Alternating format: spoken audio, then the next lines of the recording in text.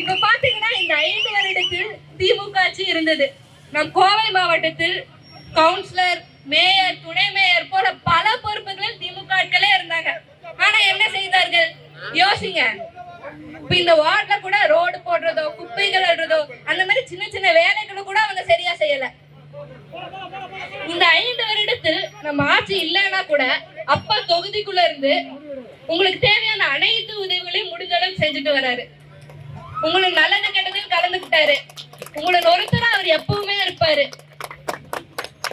அப்பா அமைச்சராக இருந்த போது சிறுபான்மையர்களுக்கு கபர்ஸ்தான் கட்டி கொடுத்தாரு. அவர்களுக்கு தேவையான அனைத்து உதவிகளையும் முடிஞ்ச அளவுக்கு செஞ்சுட்டு வராரு. என் குடும்பம் ட்ரஸ்டான நல்லறம் ட்ரஸ்டில் என் பெரியப்பா எஸ்பி அன்பரசன் அவர்களும் அப்பாவும் சேர்ந்து நிறைய உதவிகளை செஞ்சுட்டு வராங்க. அதில் இப்ப பாத்தீங்கன்னா நம் பேரூர் படித்துறையில் தர்ப்பண மண்டபம் கட்டி கொடுத்தாங்க. ஆனா அதை கூட இந்த அரசு சரியா மெயின்டைன் பண்றது இல்ல. நாம மெயின்டைன் பண்ணலான்னு கூட பார்த்தா விடுறது இல்ல. மீண்டும் நம் ஆட்சி அமைத்து அதை சரியாக செயல்படுத்துவோம்.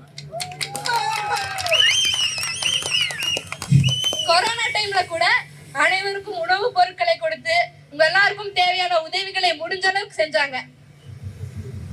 நம் புரட்சி தமிழர் எடப்பாடியார் அவர்கள் அறிவித்த அனைத்து திட்டங்களையும் நம் ஆட்சி வந்தவுடன் அதை நிறைவேற்றி கொடுப்பார்.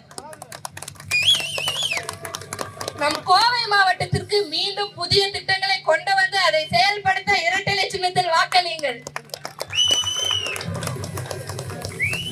போன சட்டமன்ற தேர்தலில் 10க்கு 10 ஜெயிச்ச மாதிரி இந்த முறையும் அவினாஷி தொகுதியை சேர்த்து 11 ஜெயிச்சு மீண்டும் நம் கோவை மாவட்டத்தை அதிமுகவின் கோட்டை என்று சொல்ல வைப்போம்.